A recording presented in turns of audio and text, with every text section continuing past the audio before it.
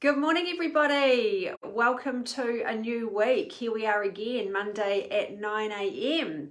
Hope you're all doing well. Hope you all had a nice weekend. Today's topic is 10 nutrition mistakes that will prevent weight loss and keep you sick.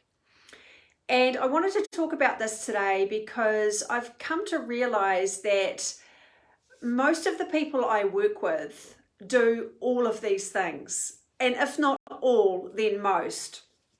And I've managed to narrow down the nutrition mistakes that people are making to about 10 points. There's actually probably a few more, but these 10 that I'm going to discuss pretty much cover most of what I see on a regular basis.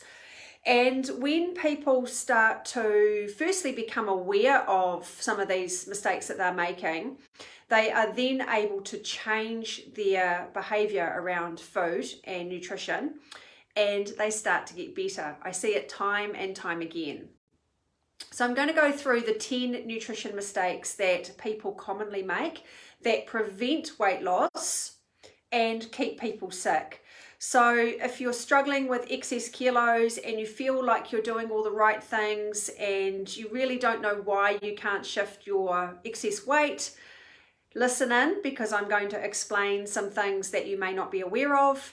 But also, these things are generally making people sick. They are contributing to lots of different health issues that just continue to escalate. So this is really about becoming aware of some of our common everyday problems that people are making when it comes to nutrition and how to address them, how to change those behaviors. Hey Mariska, good morning. Hope you're well. All right, number one, the first nutrition mistake that keep you sick and prevent weight loss is food addiction. And you might be sitting there thinking, no, that's not me. I'm not addicted to food. Well, you might need to think again. So think about those times of the day where you feel like you want to reach for something because your body's craving it. For some people, it's around mid-morning, around 10 a.m., morning tea time. For other people, it's about 3 p.m., that mid-afternoon slump. For other people, it's after dinner. They want something after dinner. So that thing that you reach for might be a bar of chocolate. It might be a chocolate muffin. It might be a bag of salt and vinegar chips. It might be a glass of wine or a glass of beer. Anything that you are reaching for out of habit or because you feel like your body is craving it, that is a sign that you may have a food addiction. So think about some of our common everyday foods that people eat, packaged processed foods that are very, very common these days for a lot of people. They are loaded with salt, fat, sugar, and gluten. And all of these ingredients are very addictive and they trigger neurons in the brain. So these foods don't really have any nutrition in them. They are designed to... that what they actually do is they make you hungry really quickly. So even if you have something like like when you have a chocolate bar, it doesn't fill you up. It might fill you up for 10 minutes and then you're looking for the next thing. So what happens is because these foods aren't giving us any real nutrition, it keeps us hungry all the time. And so we keep looking for food. We eat more than we should. That keeps fueling our addiction to those foods. And then we end up feeling like we're losing control. And this is the trap that people fall into, is that they're relying so much on these foods that have no real nutritional value. And they just keep eating more and more. It fuels the addiction. It fuels the need or the craving. And then, you feel like you just don't have any control around those foods. So that's the first one, food addiction. The second one is excess sugar. Good morning, Jan. How are you? Hope you guys are well. Okay, excess sugar triggers dopamine in the brain and it is highly addictive. So the effect on sugar has been likened to cocaine in the body. It's been found to be just as addictive as cocaine. And what it does is it actually weakens your immune system. And it creates the ideal environment in the body for things like cancer, obesity, diabetes, autoimmune dysfunction, mental illness, The list goes on and on. Now, I have to admit that sugar is probably my weakness. I've had a long-term love-hate affair with sugar. And I know that the more sugar I eat, the less well I feel, the less mentally well and physically well. And there are ways of curbing that sugar addiction. And anyone who's been on my program will know that when you start getting your nutrition right and you start giving your body the food it needs, then you start losing that craving for sugar. Good morning, Natasha. So looking forward to this weekend. Can't wait. For those of you listening, I'm speaking at an event this weekend in Omokoroa. It's a health fair called Embody Your Health, and Natasha is the organizer. So just can't wait to be there. Okay, number 3 of the 10 nutrition mistakes that will prevent weight loss and keep you sick is gluten consumption. Hey, Cara. Oh, I've got so many people tuning in this morning. It's awesome. Gluten. Gluten contains toxic and damaging proteins, and it's highly processed. And gluten is found in almost every single food. You really have to start reading labels on foods to get educated about gluten. So you think about things that you would never expect gluten to be in. Things like gravy, excuse me, things like chewing gum. I know, it's crazy. Gluten appears in so many things. And what it does is it weakens your intestinal lining, it weakens your bowel, it hinders the absorption of food, it can create leaky gut syndrome. That's something I've dealt with in my own life. I have a very strong sensitivity to gluten, and in fact I find that most people do. Even if they don't think they do, and that's why I take all of my clients off gluten. And would you believe that autoimmune dysfunction in the body, so I'm talking about things like irritable bowel syndrome, diverticulitis, fibromyalgia, rheumatoid arthritis, have been shown to have their roots in gluten consumption. That means that gluten has been found to be the precursor for autoimmune dysfunction in the body. Okay, number 4. Dairy products, really high in fat, very difficult for your intestines and your liver to process. Also really, really inflammatory in the body. Anybody who's dealing with pain in the body, whether it's arthritis, whether it's tension, like neck pain, shoulder pain, joint pain, aches and pains, when you get up in the morning and it takes you a while to get moving because you're sore, you will be amazed at what removing dairy products from your diet will do for you. They are very, very inflammatory. They are also a fuel source for viral and pathogenic activity in the body. Now, in our coaching business, we talk a lot about viral activity. This is something that conventional medicine does not address. It's something that we go into very deeply in our coaching programs, and we've found that the root cause of most common chronic health issues is viral and pathogenic activity in the body. And guess what its favorite foods are? Dairy, gluten, wheat. There's a few more others as well. Casein, which is a protein found in cow's milk, has been proven to be a carcinogen, which means it's cancer causing. Dairy products just create a whole lot of inflammation and mucus in the body. If you're someone who has sinus issues, maybe you have you're always coughing a lot, maybe you're asthmatic, I can guarantee you that dairy products will be playing a major role in these symptoms. And often, when you remove dairy, these symptoms go away. So dairy products create a lot of mucus in the body, and the reason that they create mucus is because the reason mucus is created in the body is to keep you safe. It's actually there to keep the body safe. So it's protecting all the linings of the esophagus. That's why you get mucus if you have a lot of dairy products, because your body's actually trying to protect your lining of your esophagus and your intestines. So if you've got any of those problems I just mentioned, take out dairy and you'll be amazed at the results. Okay, number 5, meat. Meat. I'm not saying that meat is the enemy. I'm not saying that. Although I have to admit, I do try and encourage people to reduce their meat intake. So the thing to remember here is that even lean cuts of meat like turkey or chicken, they are still high in saturated fat. And what they do is they burden the liver and they strip the gut of its essential stomach acids. I'm specifically talking about hydrochloric acid, which is a really important stomach acid, which is there to break down, digest, and absorb your nutrients. Too much protein, actually, too much protein from meat, but also milk, has been shown to strain the kidneys and the liver and the bones. Thank you to those of you who have just tuned in. Hey, Katie, nice to see you. So I'm never going to tell anyone to stop eating meat. I know that people love their meat, and that's fine.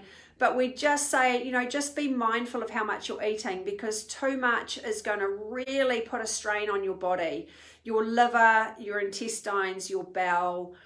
Because every time you eat high fat products, including meat, your liver has to try and break down those fats. So if you do want to eat meat, we recommend 1 palm size piece a day. That's your palm, the thickness of your palm, and no more than that. And if you can go for days without meat, then that's even better. The really cool thing is that when people start following my meal plans, which are all plant-based, but really flexible and easy to put meat into if you want to, is that they go, oh, the plant-based meals are actually quite nice, and maybe I don't need as much meat as I thought I did. Okay, number 6, low carbohydrate diets. You guys, low carb is not your friend. Now, we see people who have tried the low carb trend. I don't want to mention any specific, no, I'm going to. Keto, I'm talking about keto. Please, no, don't do keto. We see lots of people who do keto or have done keto, and they've ended up in a worse position than when they started. So low carbohydrate diets are dangerous because carbohydrates are our natural fuel source. They produce glucose, which keeps our body running. So when you start depleting your body of carbohydrates, your body goes, hang on a minute, I've got a really busy day and I've got no fuel. So what happens is the body starts to release adrenaline and it does that so that your body can continue to function at a high level. So it needs adrenaline. If you're not giving it carbs, it needs adrenaline to not only do complete the normal functions that a body does on a day-to-day basis, but also to keep up with your busy lifestyle. So when you deplete your body of carbohydrates, your body is going to be continually releasing adrenaline. And what does that mean? It puts your body into survival mode or fight or flight. And it just ends up being a very bad state of affairs for people. This is why low carbohydrate diets are not sustainable over the long term. I also need to mention fasting here. We are told that fasting is amazing. It gives the body a break and it gives the digestive system a break. Yeah, that's fine if you're healthy. If your body is thriving and you're healthy, then fasting can be phenomenal. If you are sick, if you are unwell, if your adrenal system is burnt out, fasting is very dangerous. Because what it does, again, it depletes the body of its fuel source, carbohydrates. It continues to release adrenaline because it needs to keep up with your daily life and your busy life. And then your adrenal system ends up even more burnt out. So just be careful about fasting. If you're feeling well, if you're feeling really healthy, then yes, fasting's amazing. If you're not feeling on top of your game, and you've got some underlying health issues, you need to be really, really careful with fasting. The other thing I need to mention about carbs is that you need carbohydrates at night. And I know this goes against everything you've been taught about carbs, Carbs don't make you fat. Okay, they don't make you fat. And by carbs, I'm not talking about pastries and donuts and eclairs yarn. I'm not talking about those kind of carbohydrates. Sorry, I just had to throw that in there. I'm talking about things like pumpkin, kumara, potatoes, brown rice, really good, simple and complex carbohydrates, not refined carbohydrates. The reason that you need carbohydrates at night is because they lower your cortisol, which is your stress hormone and your alert hormone. For anyone who's worked with us, you will know that cortisol needs to be high in the morning to get you out of bed feeling refreshed, and then it needs to taper off during the day and get nice and low at night so you can fall into a deep restful sleep. Carbohydrates lower your cortisol so that you can have a good night's sleep. You think about a baby. We don't put our babies to bed on an empty stomach because we know that they're not going to sleep through the night. We fill their tummies up, we make sure that they're satisfied, and then we put them to bed. Adults are no different. So this whole low carb trend thing it's a fad, it's a trend, and it doesn't work. Yes, it may work initially with initial weight loss, but in the long term it doesn't work because your body can't survive in the long term with no carbs. And you end up binging. This is what happens a lot with people who follow low carb diets. They'll be really disciplined and motivated, and they'll go for, say, I don't know, a few weeks maybe, and then they'll get to a point where they're like, I can't sustain this, and then they just all into the pizza and the chips and the chocolate, and then all their weight goes on plus some more, and they're back where they started. In fact, they're even worse off. So just be very, very careful with the whole low carb trend. It's not healthy. Okay, number 7 is alcohol. Alcohol is a carcinogen. It's a neurotoxin. It poisons our organs. It disrupts our hormones, and it is strongly linked to liver disease and cancer, specifically breast cancer, and a shorter lifespan. So alcohol is full of empty calories. It's got no nutritional value. And the reality is that the more we drink, the fatter we get. That's just how it works. So we're kind of being misled a little bit by the alcohol industry, who say things like red wine is heart healthy. No, it's not. No, that's the alcohol industry manipulating you and wanting you to buy its product. What the alcohol industry means is that the resveratrol in wine, specifically red wine, is healthy. But that doesn't mean you should drink the wine. It means you should go and eat some grapes. So don't believe that alcohol is healthy. Don't buy into that. It's not healthy.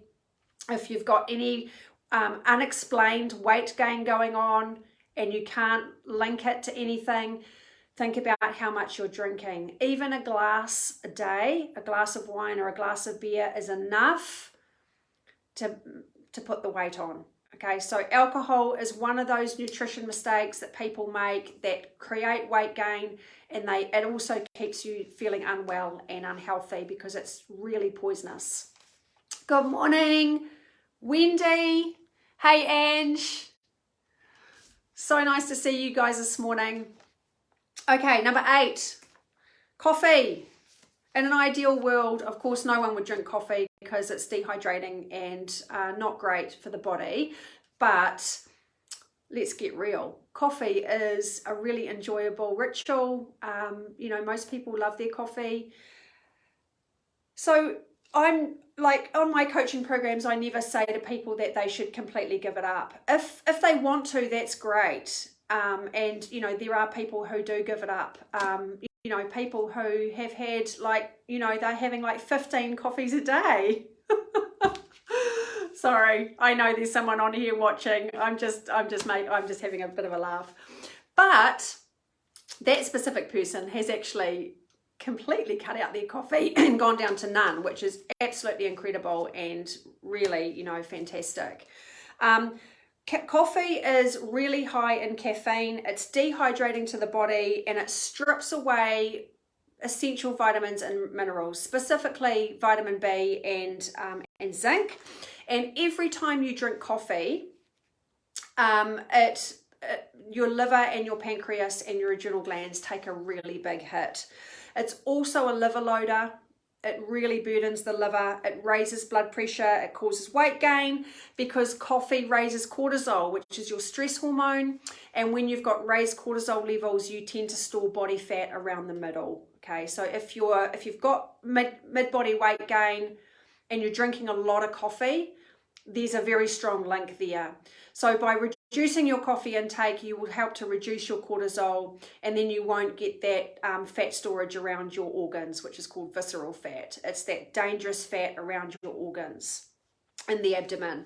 So as I was saying, yes, in an ideal world, no one would drink coffee, but you know, everybody loves their coffee. So we recommend one a day. If you want to keep drinking coffee, one per day, and preferably before 9 a.m. Definitely not after lunchtime, because it will raise your cortisol. And remember, you need to be, your cortisol needs to be coming down during the day so that it's nice and low at night. Okay, we're almost there, guys. Thanks for being patient and hanging in there. Number 9 is the fear of fruit. Again, this is a crazy trend.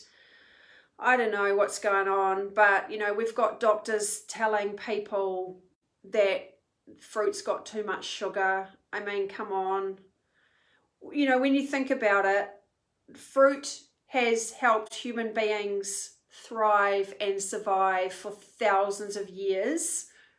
And now all of a sudden it's not good for you. It makes absolutely no sense. It drives me mad. We've got diabetic patients who are being told to stop eating fruit. Hello? No. No, you need to eat fruit. That's the food that is going to heal you the most. Fruit is phenomenal for healing the body. Fruit strengthens your immune system. It supercharges the healing process. It's crucial for your brain, your liver, your organs. So, you know, we endorse fruit. Go for gold. Go and eat all the fruit you can. It's amazing. It will speed up your recovery if you've got underlying health conditions. It is very, very good for you. Okay, number 10 is dehydration. Most people are chronically dehydrated, especially if they are drinking alcohol and coffee and not getting enough water. The body will be chronically dehydrated. We need water for every function of the body pretty much. It helps to flush out all the toxins. It definitely helps with weight loss and things like that. So really you need to be getting up towards that 2 to 2.5 litres a day of water. Best thing you can do in the morning is 500 mils of water on an empty stomach. Squeeze half a lemon in. Great way to start the day. So your liver does a lot of work in the nighttime, round about between 2 and 4 a.m. And then when you get up in the morning, you need to flush all those toxins out that the liver is trying to dispel from the body. And lemon water is a really, really good way to do that. So those 10 things, quick recap. The things that will prevent weight loss and keep you sick: food addiction, excess sugar, gluten, dairy, meat, low carb diets, alcohol, coffee, fear of fruit, and dehydration. And trust me, when you start addressing these things and making healthier choices, you will get better. You will start to lose body fat. It's just the way the body works. Your body really wants to be healthy and it wants to be well. So I hope that has been useful to all of you watching. If you've got any questions, make sure you ask. More than happy to answer any questions. Did you know that these Monday morning 5 lives, I've got to rename it, I know, it's never 5 minutes. I've been doing these for almost a year. So if there's any health-related issues that you are curious about, go back through my videos. There's almost a year's worth every single Monday, except for public holidays and things like that.